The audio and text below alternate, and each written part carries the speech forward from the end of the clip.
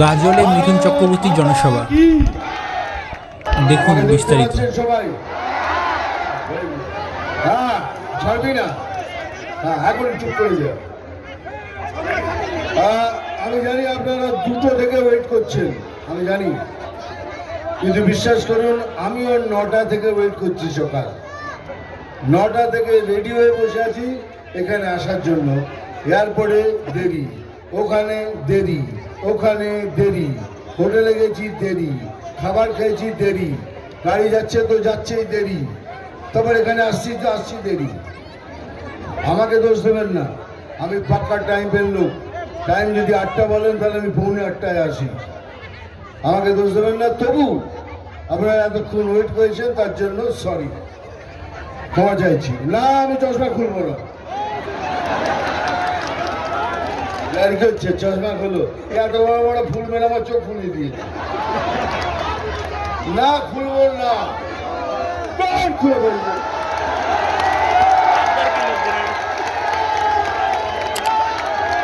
ঠিক আছে, ভালো। এবার আমি এসব ডায়লগ ফালগ দিই না ভাই, আমি বেশি ডায়লগ দিই না, কারণ ডায়লগ দেওয়ার কাজ ভাই দেখ ওখান থেকে এখানে অব্দি আসা যায় না, তো বারবার করে আসছি আমি তোমাদের কাছে। আমি খালি একটাই কথা বলতে চাই, ভোট দেওয়ার আগে যা যা দুর্নীতি হয়েছে সব এনারা বলেছেন, আমি বারবার বলে আমি তোমাদের কষ্ট দিতে চাই না। ভোট দেওয়ার আগে 5 মিনিট ভাববেন, ব্যাস, আর কিছু না। 5 মিনিট ভাববেন কে বিজেপি পার্টি। আগে বলুন এই পার্টিটা কি দুর্নীতিগ্রস্ত পার্টি? না। এরা কি কয়লা চুরি করে? এরা কি গরু পাচার করে? এরা কি বিদ্যে চুরি করে? এরা কি রেশন চুরি করে? সেই পার্টি এই লোকটাকে চুজ করেছে। তার মানে এই লোকটার মধ্যে কিছু সততা, স্বচ্ছতা এবং ইনি একটি অনেস্ট লোক, এই জন্যই বিজেপি পার্টি চুজ করেছে। বিজেপি পার্টি যাকে তাকে টিকিট দেয় না, একটা প্রসেস থাকে তার মধ্যে। এইবার কি বলছি, কে ভোট দেওয়ার আগে 5 মিনিট ভাববেন। তো কি ভাববেন? এই পার্টি তো দুর্নীতি করে না। এবার আমার অপোজিশন পার্টি, আমি অপোজিশন পার্টির নামও নিই না আর ক্যান্ডিডেটের নাম নিই না। ও দাদা চুপ,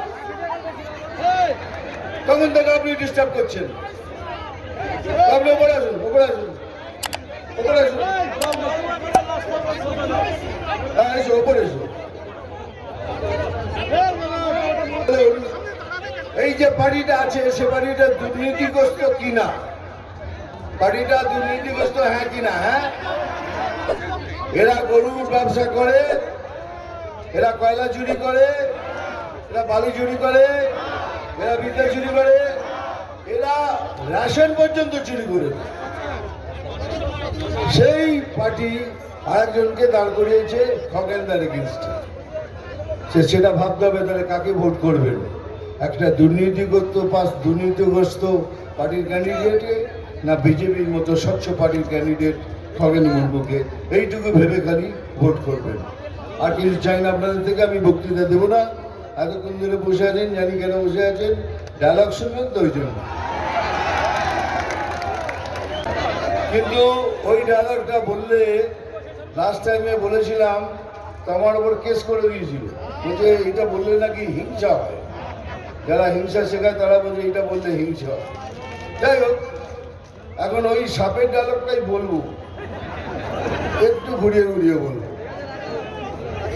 আমি জল ঢোড়াও নই, বেলে বোড়াও নই। আমি জল ঢোড়াও নই, বেলে বোড়াও নই। আমি এমন একটা সাপ যে গর্ত থেকে ছোট ছোট ইঁদুর ধরি।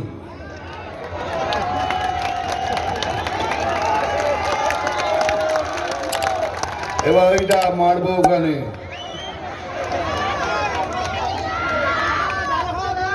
চিমটি কাটবো এখানে, চিমটি কাটবো এখানে, লাল পিঁপড়ের আগুন ধরবে এখানে সেখানে সেখানে। নাম তুফান, বছরে এক আধবার আসি, এবার বারবার আসবো তোমাদের সঙ্গে দেখা করতে।